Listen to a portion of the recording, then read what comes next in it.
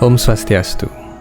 Dengan integritas yang tinggi, ia secara sukarela menerima sanksi dengan melakukan tirtayatra berkeliling Bharatawarsha selama 1 tahun. Siapa sangka, tirtayatra Arjuna ini adalah hal yang mujur dan menentukan nasib para Pandawa di medan perang Kurukshetra.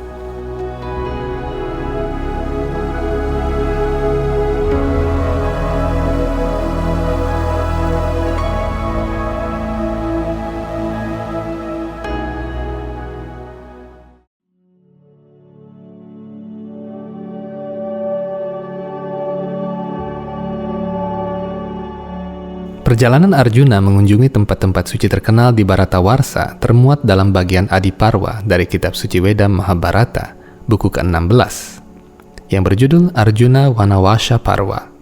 Semoga dengan mengingat perjalanan tirtayatra Arjuna, setiap orang mendapatkan efek penyucian rohani dengan cara mengingat dan menyebutkan nama-nama berbagai tempat suci itu. Setelah meninggalkan Indraprastha, Arjuna pertama-tama mencapai Haridwara atau Gangga Dwara di Himalaya. Tempat ini adalah hulu sungai Gangga, tempat di mana sungai Gangga menyentuh bumi setelah diturunkan dari puncak alam semesta. Air sungai Gangga di Haridwara sangat bening dan dingin. Setiap hari, pemujaan kepada Tuhan Sri Wisnu dilakukan di sini, dan para umat mempersembahkan berbagai jenis bunga, dupa, api, dan air di sungai Gangga. Bahkan hingga saat ini, Haridwara adalah tempat suci yang sangat terkenal. Orang-orang Hindu bercita-cita meninggal di Haridwara dan dikremasi di sana, sehingga abunya dapat langsung dihanyutkan di sungai Gangga yang suci. Di Haridwara, Arjuna bertemu dengan Ulupi. Tatkala Arjuna melakukan Surya Puja dengan mempersembahkan air suci Gangga kepada matahari pada saat pagi hari, Ulupi tertarik kepadanya. Dengan kekuatan mistik yang dikuasai oleh golongan naga, Ulupi menculik Arjuna dan membawanya ke Nagaloka melalui jalur sungai Gangga. Nagaloka adalah sebuah planet yang bisa dicapai melalui akses sungai Gangga. Dengan kata lain, Gangga adalah jalan dan mercusuar utama bagi transportasi antar planet di alam semesta. Pernikahan Ulupi pun dilangsungkan dengan Arjuna.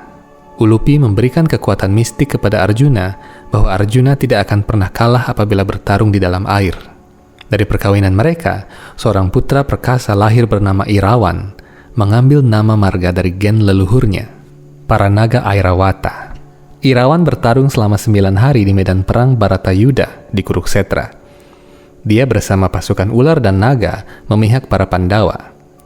Keterlibatan Irawan dalam perang besar itu menguatkan kenyataan bahwa perang di Kurukshetra bukan hanya peperangan antar manusia, namun antar spesies seperti bangsa ular, burung, raksasa, para penyihir, dan dewa. Mereka yang tewas dalam perang itu mendapatkan kejayaan di alam-alam yang lebih tinggi karena mereka tewas saat Tuhan Sri Krishna sendiri hadir di bumi. Irawan bertarung dengan raksasa alam busa di hari ke-9. Duryodhana memerintah alam busa agar memenggal kepala Irawan yang digambarkan menyerupai kepala ular dengan tudung seperti kobra. Ini menguatkan bukti bahwa pada zaman lampau terdapat spesies makhluk cerdas selain manusia yang turut serta dalam mengukir kancah sejarah. Alam busa akhirnya dibunuh oleh Gatotkaca, putra Bimasena. Arjuna meneruskan perjalanan ke arah utara, melintasi 3 gunung suci bernama Agasthyavata, Wasistha, dan Brigu. Di wilayah ini terdapat sebuah tempat suci bernama Hiranya Bindu atau Suwarna Bindu, tempat di mana tetesan air sungai Gangga tampak berwarna keemasan.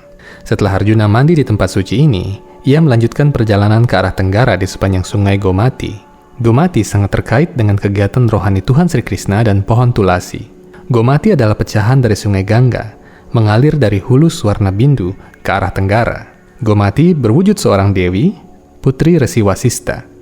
Siapapun yang mandi di sungai suci ini pada hari Ekadasi akan dibebaskan dari segala jenis dosa. Peradaban Weda tak bisa dilepaskan dari danau, sungai, dan hutan. Ada banyak danau suci dan hutan suci yang disebutkan dalam Weda, yang bahkan masih ada hingga kini.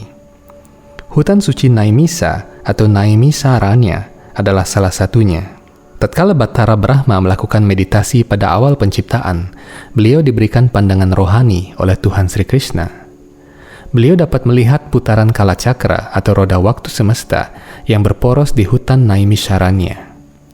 Apabila seseorang melakukan korban suci dan pengucapan nama suci Tuhan di hutan ini, maka efeknya akan menyebabkan kekuatan orang-orang jahat di bumi berkurang. Hutan suci Naimisharanya terletak di distrik Sitapur, Uttar Pradesh, India bagian utara. Pada zaman Mahabharata, hutan suci ini menjadi batas timur kerajaan Pancala atau kerajaan milik ayah Draupadi Dewi dengan kerajaan Kosala yang beribu kota di Ayodhya. Sungai yang mengalir di kerajaan Kosala bernama Sarayu memecah kota suci Ayodhya dan menyucikannya dari segala kontaminasi material. Di kota suci inilah Tuhan muncul pada zaman Treta Yuga sebagai Sri Ramachandra bersama ketiga adik laki-lakinya. Hindu Times Channel kini memiliki fitur Join Member. Dengan mengklik Join Member di bawah video ini, Anda mendapatkan fitur-fitur konten yang lebih eksklusif. Anda dapat memilih salah satu di antara 3 fitur member kami, yakni Kanista, Madhyama, dan Utama, sesuai kebutuhan Anda.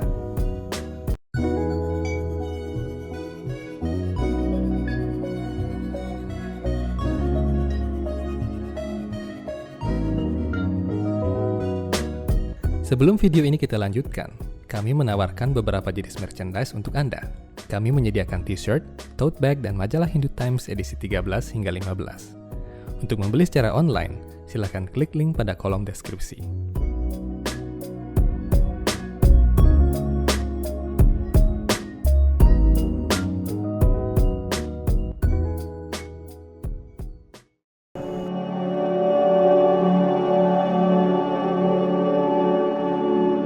Orang mungkin bertanya mengapa setelah upacara ngaben dan nyekah, keluarga yang berkabung melakukan tradisi nyegara gunung.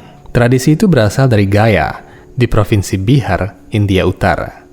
Gaya adalah tempat suci di mana Sri Wisnu menginjakan kaki kanannya pada sebongkah batu. Bekas telapak kaki Tuhan hingga kini masih ada dan dipuja oleh para umat Hindu di sana. Apabila salah seorang anggota keluarga meninggal, mereka akan bertirta-yatra ke Gaya setelah upacara kremasi. Di sini mereka biasa membawa foto anggota keluarga yang meninggal dan melangsungkan upacara serada. Dalam budaya Hindu di Bali, tradisi ini disebut sebagai nyekah atau ngerorasin. Dalam upacara ini, makanan prasadam berupa kue, buah-buahan, nasi, mentega, yogurt, dan susu yang sudah dipersembahkan kepada Sri Wisnu diberikan kepada leluhur yang sudah meninggal. Dengan menerima prasadam ini, orang yang meninggal dapat diringankan reaksi dosanya.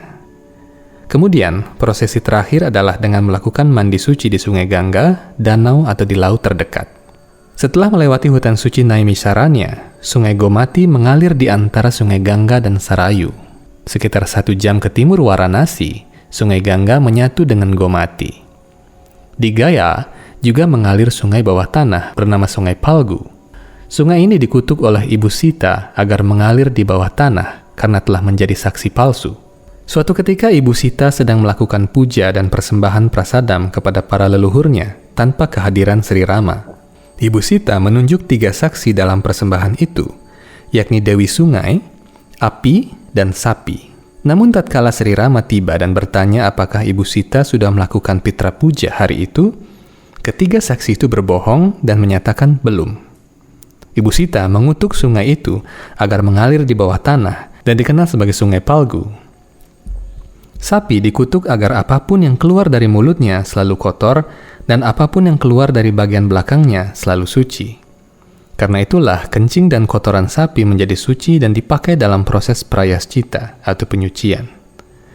Sementara itu api dikutuk agar membakar segala sesuatu tanpa pilih kasih.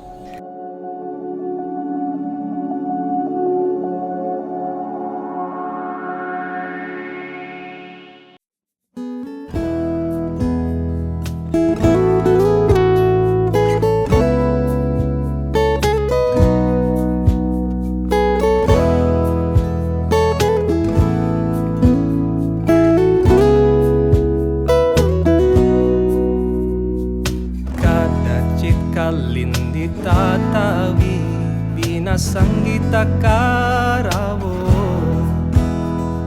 mudapiri narivadana kamalaswada madu.